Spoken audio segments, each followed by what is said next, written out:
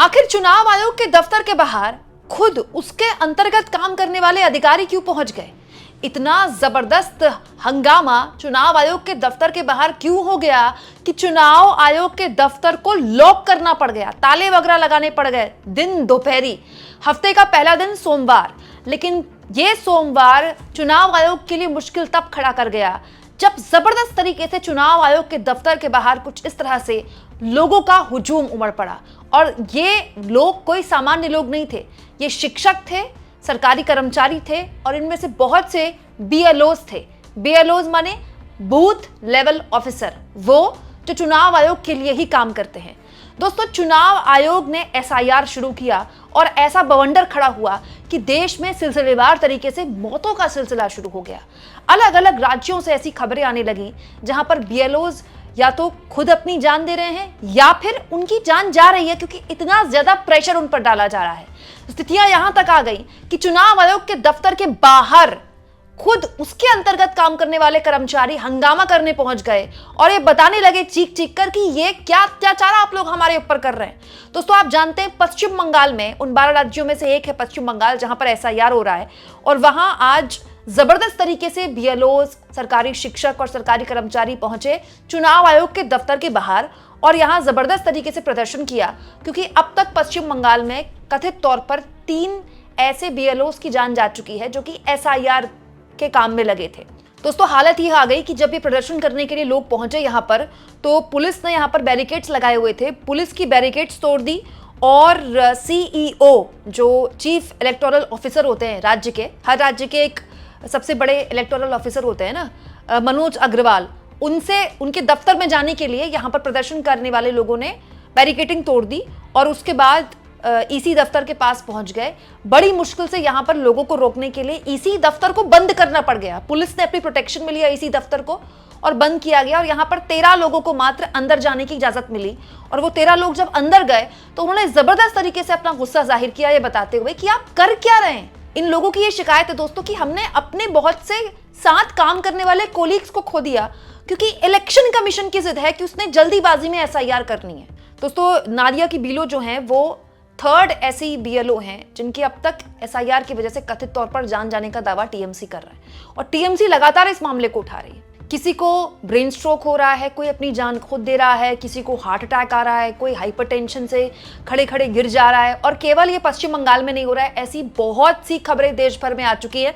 आज सुबह मैं आपको ये वीडियो दिखा चुकी हूँ जिस पर राहुल गांधी ने भी प्रतिक्रिया दी है।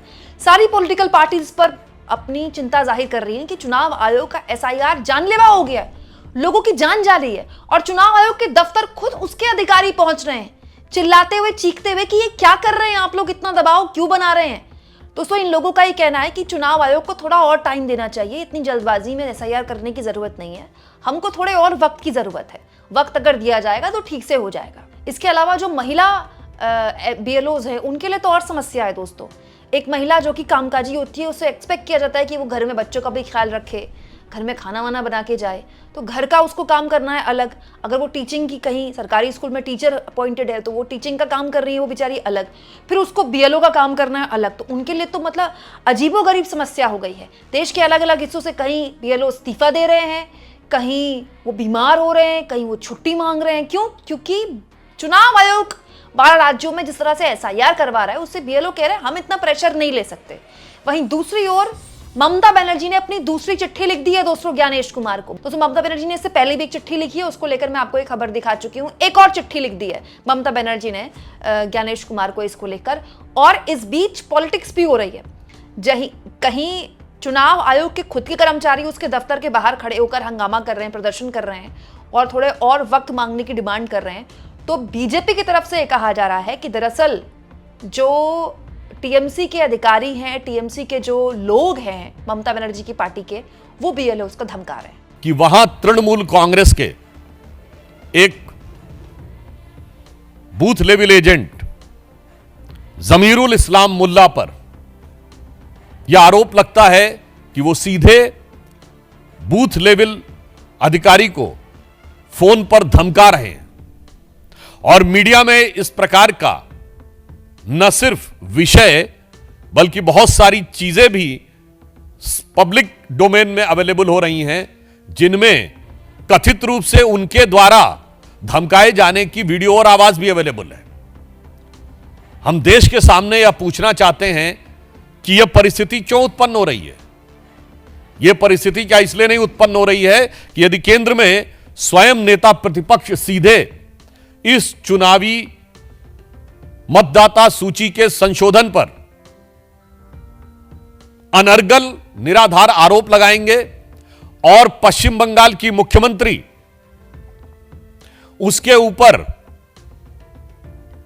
निराधार आरोप तो छोड़िए, परोक्ष रूप से भड़काने वाले बयान देंगी। अब दोस्तों बीजेपी के इन आरोपों में कितनी सच्चाई है तो बीजेपी जाने, टीएमसी जाने, लेकिन ये अपने आप में बहुत गंभीर स्थिति बनकर खड़ी हो गई है, क्योंकि ये समस्या केवल पश्चिम बंगाल में नहीं है, देश के अलग अलग राज्यों से है। अभी जो प्रदर्शन पश्चिम बंगाल में हुआ है, यहाँ पर दोस्तों ये जो समिति बाकायदा मिलने के लिए गई थी, क्योंकि इनमें कुछ टीचर्स भी थे, कुछ सरकारी कर्मचारी थे, उनका एक दल गया चुनाव आयोग से मिलने के लिए।